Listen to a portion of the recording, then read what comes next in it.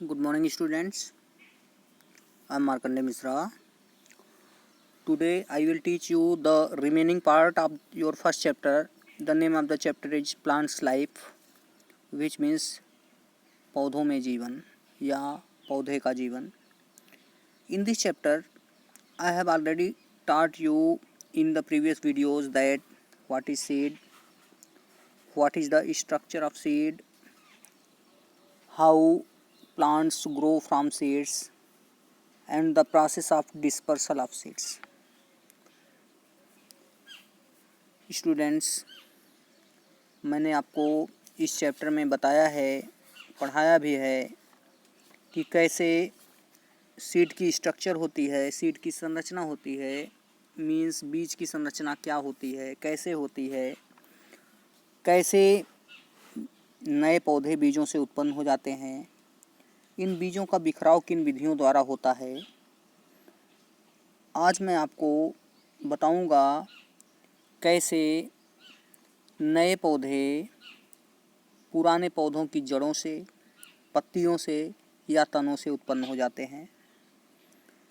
The heading is how can we grow new plants from roots, leaves and stems. Students, as you know that in the previous video I have taught you the three methods of production of new plant. First method was plants from roots.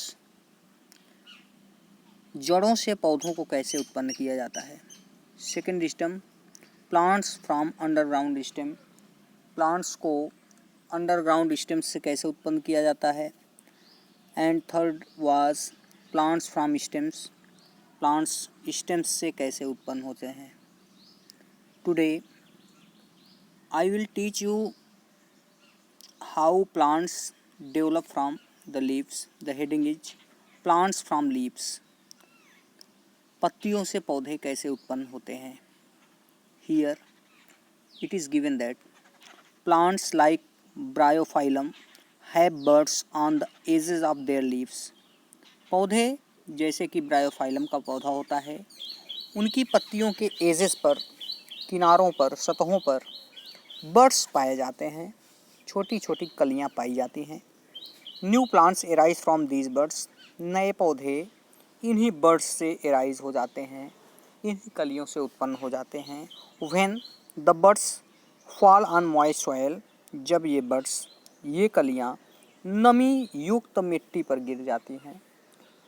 Means students, Bryophyllum जैसे पौधों के पत्तियों के किनारों पर छोटी छोटी कलियां पाई जाती हैं. जब ये पत्तियां पौधों से अलग हो करके किसी नम स्थान पर गिर जाती हैं तो इन्हीं कलियों से नए पौधे ग्रो हो जाते हैं. The next heading is plants from spores. Spores से कैसे पौधे उत्पन्न हो जाते हैं. It is given that there are some plants that do not have flowers. कुछ ऐसे पौधे होते हैं जिनमें फूल नहीं पाए जाते हैं. For example fern, mushroom and mass. Fern, mushroom और मास ऐसे पौधे हैं जिनमें फ्लावर्स नहीं पाए जाते हैं, फूल नहीं पाए जाते हैं.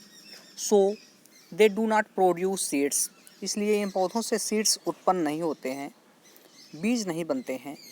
However they have very small spores. फिर भी इनके पास बहुत छोटे छोटे स्पोर्स पाए जाते हैं. Every spore can grow to become a new plant.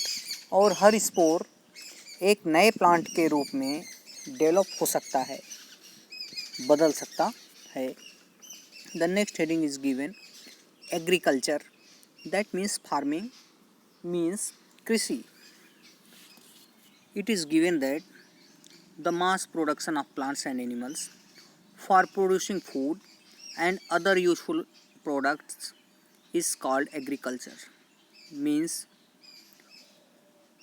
the mass production of plants and animals. पौधों और जंतुओं का अधिक मात्रा में उत्पादन. फॉर प्रोड्यूसिंग फूड, अपने भोजन को उत्पन्न करने के लिए.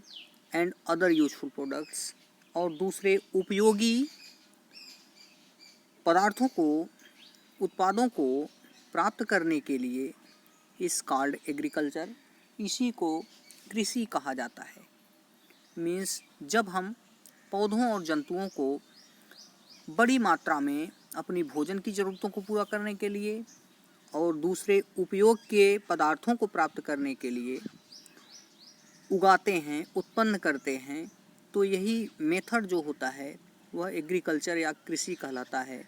Plants that are grown in large quantities in a particular area or region during a particular season is called crop। वे पौधे जो कि बड़ी संख्या में उगाए जाते हैं किसी निश्चित क्षेत्र में, किसी निश्चित विशेष मौसम में, उन्हीं पौधों को क्रॉप कहा जाता है। Various stages of agriculture are as follows. Agriculture के डिफरेंट स्टेजेस जो होते हैं, अलग अलग जो चरण है वह आगे दिए गए हैं students. As you can see from the images, first step is ploughing, means खेत की जुताई करना। What is the use of ploughing? It is given to loosen soil, means मिट्टी को ढीला करना। The second step is given manuring, means खाद डालना। इसमें यह दिया गया है to add nutrients to the soil, means मिट्टी में पोषक पदार्थों को मिलाना।